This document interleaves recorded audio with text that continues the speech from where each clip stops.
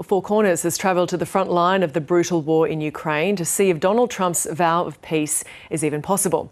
After gaining extraordinary access to an underground bunker just a kilometre from Russian positions, reporter Mark Willacy witnesses an elite Ukrainian drone unit hunt and kill enemy soldiers in real time. Take a look.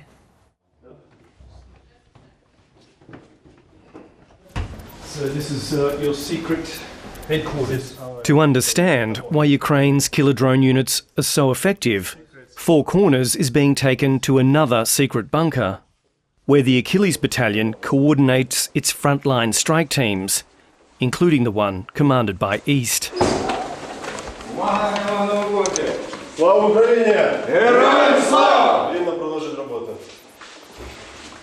Yuri Fedorenko is the creator and commander of the Achilles battalion, and this is where his campaign to kill Russians is coordinated. Four Corners is the first foreign media to ever be allowed in here. Я можу навести статистику за 2023-2024 роки. Але незважаючи на це, нам вдалося ліквідувати орієнтовно 2,5 тисячі. Є чітка статистика, зараз просто точно не пам'ятаю.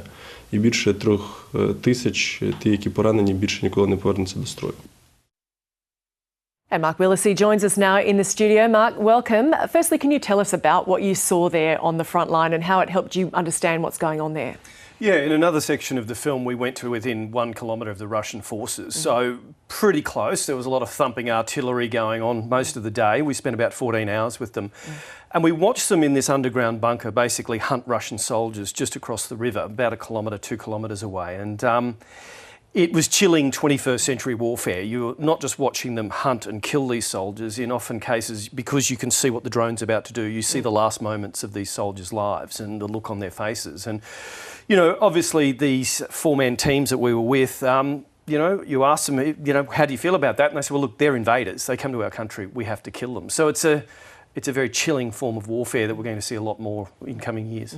What were you there to find out, and who did you speak to for this assignment? Look, we wanted to go in there and see if peace is possible. Trump has said, look, within 24 hours, when I'm elected, I'm going to solve it. Well, that was never going to happen. It didn't happen. So we wanted to not just go to the front lines and see how intractable the war is, and it is pretty bloody and there's a bit of a stalemate going on. But we also went to the corridors of power in Kyiv. We spoke to the President's Chief of Staff. You know, he says we do want peace. We are prepared to negotiate, but we will not give up our sovereignty. We will not settle for anything other than what he calls a just peace. And we want security guarantees. Now, that puts the Ukrainians and the Russians pretty far apart. So Donald Trump has got to really pull a deal out here if he's going to get them to the negotiating table. We can see what's on the line there, as you pointed out. How close would you say both sides are to wanting an end to this war, be it in politics, the soldiers on the line and the general public? Well, it's nearly 3 years. And in the Ukrainian side, you know, I went to a recruitment centre and I was there for an hour and a half. One person signed up. Yeah. So they are really struggling. They are really struggling to put people on the front line to fight the Russians. On the other side, the Russians have no shortage of manpower. And in fact, talking to the Ukrainian artillery units there, the Russians are throwing soldiers at the Ukrainian lines in suicidal assaults. They call them meat waves. But back home in Russia, Vladimir Putin's got an economy with over 20% interest rates, inflation out of control, his reserves, his financial reserves are dwindling. So I think both sides do need a way out.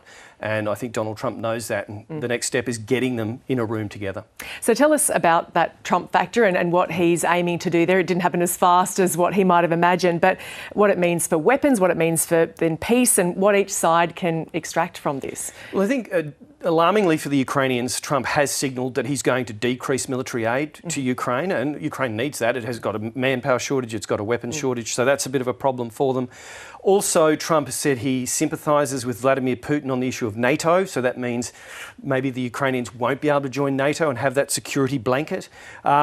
So there are some serious issues for the Ukrainians. And on the Russian side, Trump has said, look, I'm probably willing to use tariffs or other financial sanctions to try and push the Russians to the negotiating table.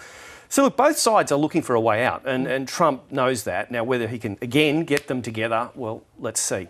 So we can see how Trump might want to treat each side. Do we know how each side's going to deal with him or is dealing with him at the moment? Well, in Kyiv, obviously, they're treading carefully. They do not want to upset Trump. So whenever I asked, you know, Zelensky's chief of staff, his senior advisor, former defence ministers, you know, what do you make of Trump? They go, Well, we think he might be able to help. We're optimistic, and they have to be optimistic. Under Biden, they say, look, they got some weapons, but not enough to win the war. So they hope that Trump will trigger something. And they're being very kind and nice in their language so far. But again, the Ukrainians say they won't trade their sovereignty. They want their land back. They want a just peace. And they are demanding some sort of security guarantee. And that might have to come from Donald Trump. So that big question mark, is a just peace then possible? Well, that's the thing. Vladimir Putin needs to come out of this looking like he's had some form of win. Now, what he wants, we don't know yet. He's been fairly cagey, as he always is. Donald Trump said he's had a conversation with him. He hasn't said what they talked about or, how they're going to get to sort of a peace.